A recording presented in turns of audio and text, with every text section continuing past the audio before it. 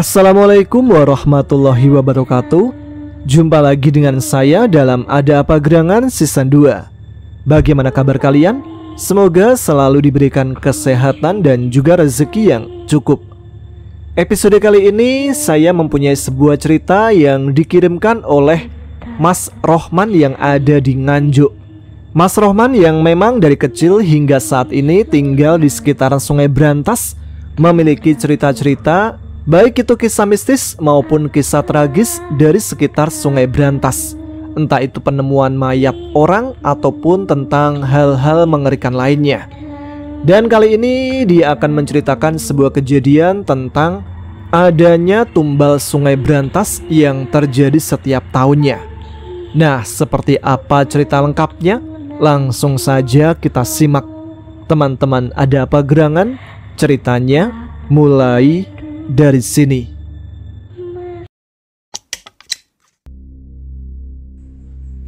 Tinggal di dekat Sungai Brantas membuatku sering mendengar ditemukannya korban tenggelam di sungai tersebut. Tahun 2008, kala itu aku sedang mengumpulkan kayu bakar di kebunku. Tiba-tiba terdengar suara orang berlari-larian dan banyak sekali motor berseliweran. Melihat itu, aku jadi penasaran. Jadi aku tanya pada salah seorang warga yang ku kenal, biasa ku panggil Lek Din. Dari Lek Din, aku tahu bahwa ada orang dari desa seberang yang hanyut.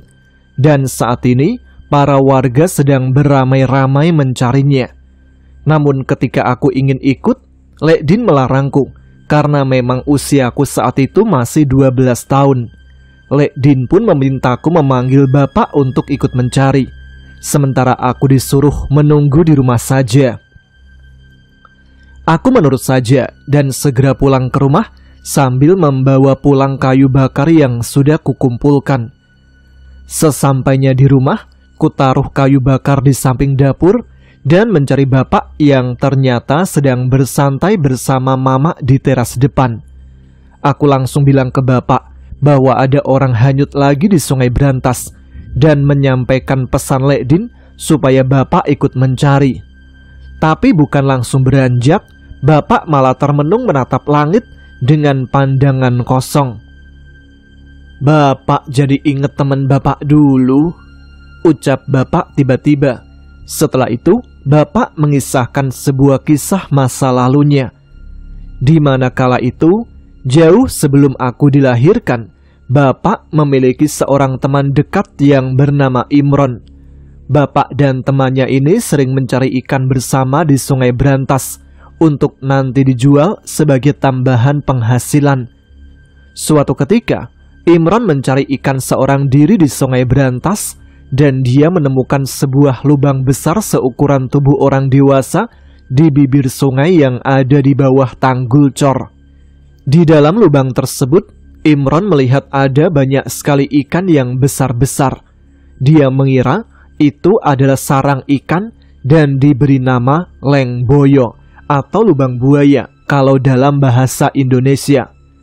Imron langsung menangkap ikan-ikan yang ada di lubang itu dan tidak butuh waktu lama, karung yang dibawanya sudah penuh dengan ikan. Sebelum pulang ke rumah, Imron mampir ke tempat bapak untuk memberitahukan tentang apa yang ia temukan. Awalnya bapak tidak percaya, namun melihat karung yang dibawa Imron penuh dengan ikan, dia pun mengajak Imron menuju Lengboyo untuk memastikan. Dan benar apa yang dikatakan oleh Imron. Bapak melihat sendiri sebuah lubang besar yang terdapat banyak sekali ikan di dalamnya. Sejak saat itu, Imron dan bapak selalu mencari ikan di tempat itu. Dan anehnya, walaupun sudah hitungan bulan, mereka berdua ambil ikan di sana, namun ikan di sana tak pernah habis. Namun pada akhirnya, keberadaan lubang tersebut diketahui juga oleh orang-orang desa timur. Siang itu, warga dari desa timur berbondong-bondong untuk mengambil ikan dari dalam lubang tersebut secara besar-besaran dengan cara meracuninya. Dari situ mereka berhasil mengumpulkan ikan sampai 2 gerobak full. Tentu saja bapak dan Imron tidak dapat mencegahnya, karena lubang itu bukan milik mereka berdua, walaupun Imron yang pertama kali menemukannya. Di samping itu, mereka juga kalah jumlah. Setelah berhasil panen ikan besar-besaran dari lubang buaya, pada sore hari menjelang waktu maghrib, terdengar kabar salah seorang warga desa di timur hilang. Seorang wanita yang memiliki 2 orang anak. Menurut penuturan suaminya, sore itu istrinya sedang mencuci di sungai berantas yang ada di belakang rumahnya. Namun hingga hampir maghrib, wanita itu tidak pulang ke rumahnya. Dan setelah dicari-cari oleh suaminya, tidak ditemukan juga. Keesokan harinya, ada 1 korban hilang lagi. Kali ini seorang anak perempuan yang masih kelas 6 SD. Namanya Halimah. Menurut penuturan teman-temannya, kala itu Halimah dan 2 temannya sedang bermain di pinggir sungai berantas sepulang sekolah. Mereka duduk-duduk sambil bercanda tidak jauh dari bibir sungai, berteduh di bawah sebuah pohon. Tapi tiba-tiba Halimah berdiri sambil melihat ke arah sungai. 2 temannya yang merasa aneh langsung bertanya, "Ada apa, Mah?" Sambil menunjuk, Halimah menjawab, "Lihat deh di sana, sebentar lagi aku akan dijemput." Sontak 2 teman Halimah kebingungan karena mereka tidak melihat apapun dari arah yang ditunjuk oleh Halimah. Tidak lama kemudian, terdengar suara air yang sangat kencang bergemuruh, membuat jantung Siti dan Ijah, teman Halimah, seketika berdetak kencang. Air sungai berantas dengan cepat meninggi sampai ke tempat mereka bertiga berada. Siti dan Ijah yang melihat itu langsung mengajak Halimah untuk berlari. Tapi anehnya, Halimah masih berdiri terpaku, tak bergerak sedikit pun. Setelah mereka berdua mencoba menyeret Halimah untuk pergi dari sana, namun tak berhasil. Siti dan Ijah pun memutuskan berlari karena panik dengan air yang sudah sampai ke tempat mereka. Sebelum mereka berdua pergi, Halimah yang masih berdiri di tepi sungai menoleh ke arah mereka dan tersenyum. Sedetik kemudian, Halimah mencaburkan dirinya ke tengah sungai dengan air yang deras. Sontak hal itu membuat kedua temannya menjerit histeris. Suara jeritan keduanya pun didengar oleh warga yang ada di sekitar tempat itu. Mereka pun berlarian menuju tempat Siti dan Ijah berada. Dari keterangan Siti dan Ijah itulah, para warga segera melakukan pencarian dan mengabarkan pada pihak keluarga tentang hilangnya Halimah di Sungai Berantas. Mendengar anaknya yang terjun ke sungai, Pak Narto dan Bu Supin langsung menuju ke sungai. Melihat kondisi sungai yang meluap dan tidak ada tanda-tanda keberadaan anaknya, seketika Bu Supin terduduk lemas dan menangis. Keadaan Sungai Berantas yang meluap dengan arus deras membuat pencarian sulit dilakukan, yang mengharuskan pencarian dihentikan sementara. 3 hari kemudian, barulah tubuh Halimah ditemukan oleh seseorang yang sedang memancing di sungai. Yang awalnya dia melihat sebuah benda yang mengambang. Setelah terjadi 2 korban jiwa dalam waktu berdekatan, warga pun mendapatkan himbauan untuk tidak melakukan aktivitas di Sungai Berantas sementara waktu. 1 bulan sejak kejadian itu, Imron yang sudah lama menganggur berniat untuk kembali mencari ikan di Lengboyo lagi. Lalu dia pun mengajak bapak untuk menemaninya. Awalnya bapak menolak karena sedang disibukkan dengan pekerjaan lain. Namun karena Imron terus membujuknya, maka bapak pun mau menemaninya mencari ikan lagi di lubang misterius di Sungai Berantas. Mereka berdua pun menuju ke lubang tempat sebelumnya terdapat banyak ikan. Dan ternyata mereka mendapati di sana masih terdapat banyak ikan seperti sebelumnya. Tidak terjadi apa-apa selama mereka berdua mencari ikan di sana. Bahkan selama seminggu itu, hampir setiap hari, Imron dan bapak selalu membawa hasil tangkapan ikan yang lumayan banyak. Sampai suatu ketika, Imron harus berangkat sendiri karena bapak sedang sakit, jadi tidak bisa ikut mencari ikan. Sambil menjenguk bapak, tiba-tiba Imron bilang, "Dul, kayaknya ini terakhir kali aku cari ikan di sana deh. Udah bosan apa kamu makan ikannya? Namun Imron tak menjawab pertanyaan bapak. Bapak juga waktu itu hanya berpikir kalau Imron mungkin akan merantau keluar daerah, jadi tidak akan mencari ikan lagi. Sekitar jam 12 malam, Imron pamit pada bapak untuk berangkat ke sungai.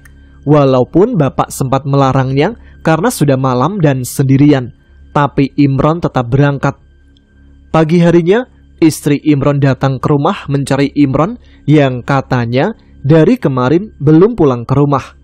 Bapak lalu menjelaskan kalau semalam Imron pergi mencari ikan sendirian di Sungai Brantas dan menyuruh istri Imron untuk menunggu di rumah saja.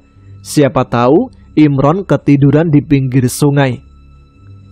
Namun ternyata siang harinya ada seorang warga yang mengabarkan kalau dia menemukan sesosok tubuh manusia di lubang buaya ketika akan mencari ikan. Kabar itu seketika menyebar cepat, membuat bapak langsung berpikir tentang temannya Imron. Untuk memastikannya, bapak langsung berlari menuju Sungai Brantas. Sesampainya di sana, sudah ada banyak sekali orang yang berkumpul. Bapak pun langsung menghampiri Pak RT yang juga sudah ada di sana. "Gimana Pak RT? Apa mayatnya sudah diangkat?" "Belum Dul, gak ada yang berani menyelam. Karena memang posisi jenazahnya ada di dalam lubang buaya. Dan hanya orang-orang yang biasa menyelam yang bisa masuk ke sana." Tanpa berpikir panjang, bapak langsung menyelam ke dalam lubang itu. Setelah kurang lebih 15 menit kemudian, bapak kembali muncul dari lubang dan langsung diberondong pertanyaan. "Gimana Dul?" "Sepertinya mayatnya tersangkut Pak," kata bapak dengan nafas terengah-engah. Dalam keadaan seperti itu, tidak ada yang berani membantu bapak untuk mengeluarkan jasad Imron dari lubang. Sekitar 1 jam kemudian, polisi tiba di TKP bersama tim SAR. Anggota tim SAR lalu mencoba menyelam untuk mengambil jasad Imron, tapi gagal karena jasad Imron terjepit di tiang penyangga pondasi cor plengsengan. Tidak lama dari itu, Pak Le, adik dari Mamak datang dan meminta izin untuk ikut menyelam. Awalnya pihak berwajib melarangnya dan menunggu tim penyelam dari tim SAR tiba. Namun Pak Le meyakinkan mereka dan akhirnya diizinkan. Setelah menunggu selama 30 menit, Pak Le tak kunjung muncul dari permukaan, membuat orang yang ada di sana gelisah. Sekitar 1 jam kemudian, tim penyelamat dengan atribut menyelam datang dan bersiap untuk menyelam. Namun, baru saja akan masuk, Pak Le muncul sambil membawa sebuah jasad manusia. Setelah sampai di atas, barulah dapat dipastikan kalau itu adalah jasad Imron, teman bapak. Saat itu, bapak sangat terpukul karena kehilangan teman yang sudah seperti saudara.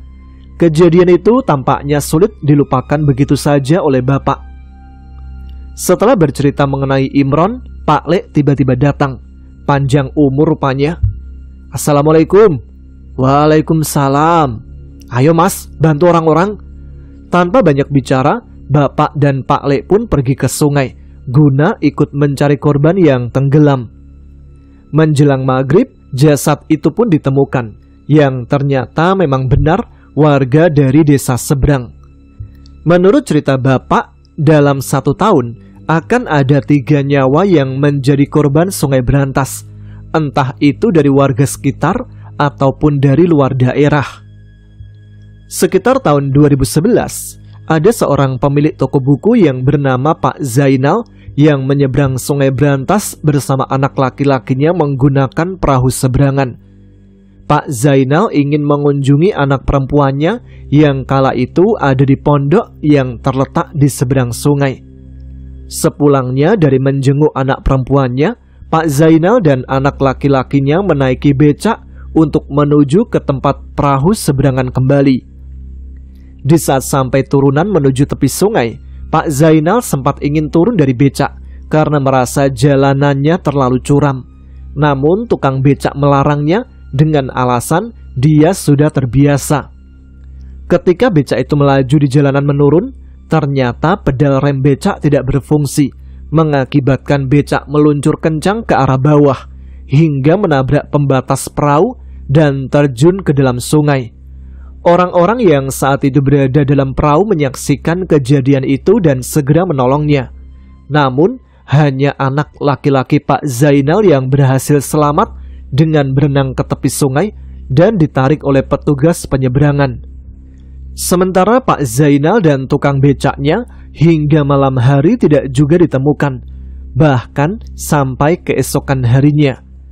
Kabar tentang Pak Zainal dan sopir becak yang tercebur dengan cepat menyebar, membuat aku pun ikut mendatangi tempat kejadian. Di sana sudah ada beberapa orang yang mencari, dan sebagian melakukan doa bersama. Ketika aku sedang melihat ke tengah sungai, tiba-tiba aku mendengar suara kakek-kakek tepat di telingaku. "Jangan pindah, Le. Tunggu sebentar," katanya dalam bahasa Jawa. Aku yang mendengarnya langsung celingukan melihat sekitar, karena kukira suara itu dari orang-orang yang sedang lalu lalang di sekitar. Tidak lama kemudian, tepat saat azan maghrib berkumandang, terdengar orang-orang berteriak, "Ada mayat! Ada mayat!" Warga pun bergegas ke sana dan mengangkat jasad tersebut yang ternyata adalah Pak Zainal. Bersamaan dengan ditemukannya jasad Pak Zainal, ditemukan juga becak tidak jauh dari lokasi terceburnya. Awalnya, para warga menganggap bahwa tukang becak sebenarnya selamat dan melarikan diri. Namun ternyata, 5 hari kemudian, jasad pengemudi becak ditemukan sangat jauh dari lokasi awal terjatuhnya. Kondisi mayatnya sudah membengkak penuh lebam hitam kebiru-biruan. Setelah insiden itu, warga di sekitar sungai lebih berwaspada, bahkan mereka enggan untuk ke sungai lagi. 1 bulan setelahnya, saat itu aku sedang mencari ikan di tepi sungai sendirian. Setelah kurang lebih 2 jam berjalan di bibir sungai, aku teringat tentang cerita Lengboyo, tempat di mana dulu Imron ditemukan meninggal. Aku pun mencari letak lubang yang dimaksud oleh bapak. Tidak lama, aku melihat di bagian bawah plengsengan ada celah lubang kecil. Lalu ku dekati celah itu. Ku amati celah lubang itu dalam-dalam. Namun tidak ada satu ikan pun di sana. Kata orang-orang, di sini tempatnya. Tapi kok nggak ada ikan sama sekali? Karena tidak mendapat ikan, aku memutuskan untuk pulang. Di perjalanan pulang, sampai di pinggiran sungai yang merupakan kebun warga, aku mendengar suara orang mendengkur keras, lalu disusul suara orang melepaskan nafas dengan keras. Ketika aku melihat sekeliling, di bawah pohon pete Cina yang ukurannya besar, aku melihat ada semacam tulang belulang hewan yang tergeletak. Ku dekati tulang itu dan ku amati. Tulangnya memanjang dengan mulutnya masih menganga, dan tulang itu terlihat putih bersih. Tidak ada sisa dagingnya sedikit pun. Awalnya kukira itu tulang babi atau apa, tapi setelah lama ku amati, ternyata itu seperti tulang buaya. Karena tidak ada yang aneh, aku melanjutkan perjalanan pulang. Tapi baru saja melangkah, tiba-tiba ada suara dari arah tulang buaya itu. Sebuah pesan dalam bahasa Jawa, tapi sedikit berbeda dengan bahasa Jawa yang biasa ku pakai sehari-hari. Yang bisa kutangkap dari pesan itu adalah, manusia dicukupkan dari sungai ini, tapi keserakahanlah yang membuat mereka celaka. Pada malam harinya badanku panas dan menggigil kedinginan. Dalam keadaan setengah sadar, sukmaku seperti ditarik keluar, dibawa ke sebuah tempat di pinggiran sungai dengan suasana seperti menjelang maghrib. Lalu aku didatangi seorang kakek-kakek dengan pakaian seperti petani. Dia memberitahuku tentang Sungai Brantas. "Ketahuilah, Le, sebenarnya ada banyak sekali kerajaan-kerajaan gaib di Sungai Brantas. Ada yang berdiri di atas air, dan ada juga yang mendirikan kerajaannya jauh di dasar sungai. Dari sekian banyak siluman yang menghuni sungai ini, siluman ikan, siluman ular, dan siluman lainnya, siluman buaya putihlah yang punya kekuasaan paling tinggi di sini. Mereka tidak segan-segan mengambil nyawa orang yang mereka anggap mengusik wilayahnya. Untuk apa kakek memberitahu hal ini kepadaku?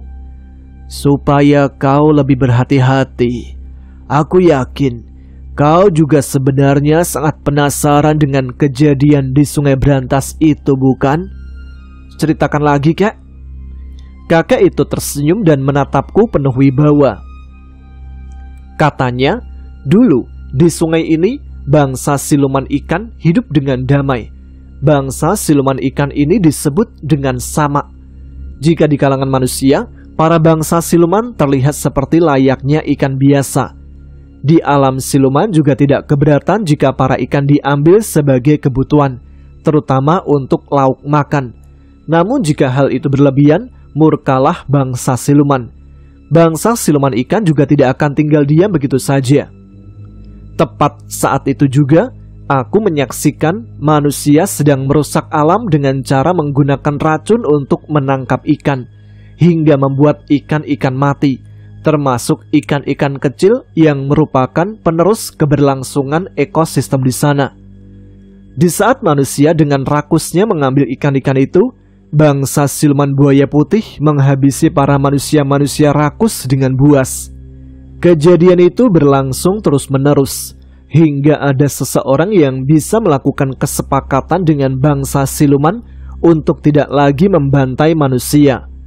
Dalam kesepakatan itu, manusia boleh mengambil ikan secukupnya untuk hidup mereka dari Sungai Brantas. Sebagai gantinya, para siluman buaya hanya akan mengambil 3 tumbal untuk Sungai Brantas setiap tahunnya. Walaupun sebenarnya mereka masih menyimpan dendam kepada manusia yang mereka anggap hanya merusak alam.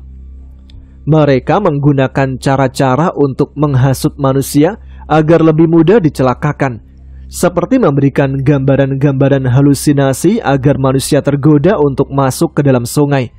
Setelah itu, siluman buaya akan menyeretnya masuk ke dasar sungai hingga kehabisan nafas dan meninggal. Mereka juga bisa masuk ke dalam pikiran manusia-manusia tamak dan rakus dan menawarkan keuntungan yang sebenarnya untuk menjerat mereka ke dalam sungai. Tidak jarang juga mereka mengambil manusia-manusia bernasib sial yang tidak sengaja terpleset atau tercebur ke sungai, karena memang pada dasarnya mereka masih membenci semua manusia. Setelah mendengar cerita dari kakek itu, aku langsung terbangun dengan keringat membasahi tubuh. Wallahu alam, apakah cerita dari kakek itu benar atau sekedar bualan? Karena kita tahu, jin merupakan makhluk yang penuh tipu daya. Sejak saat itu juga, terus ada korban setiap tahun di Sungai Brantas. Dan memang, dari yang aku tahu, di sekitar daerahku, selalu berjumlah 3 orang setiap tahunnya. Namun kejadian terakhir pada tahun 2019, di mana saat itu ditemukan jasad bayi yang sudah membusuk, yang katanya sengaja ditumbalkan untuk mengakhiri tumbal Sungai Brantas. Dan memang setelah itu, aku tidak pernah lagi mendengar ada korban di Sungai Brantas di daerahku. Walaupun sampai sekarang masih suka ada buaya di sungai, tapi itu buaya biasa, bukan buaya siluman. Dan buaya itu tidak memangsa manusia. Bahkan jika ada mayat dari daerah lain yang hanyut ke daerahku, buaya itu akan menyeretnya ke tepi supaya ditemukan. Itulah dia pengalamanku selama tinggal di tepi Sungai Brantas yang ada di daerah Nganjuk, Jawa Timur. Semoga bisa menambah pengetahuan dan juga menghibur teman-teman sekalian. Ceritakan juga tentang daerah kalian, karena aku yakin setiap daerah di Nusantara punya hasanahnya masing-masing, dan itu sangat menarik untuk diceritakan dan diketahui oleh teman-teman yang lain. Terima kasih sudah menyimak ceritaku. Wassalamualaikum warahmatullahi wabarakatuh.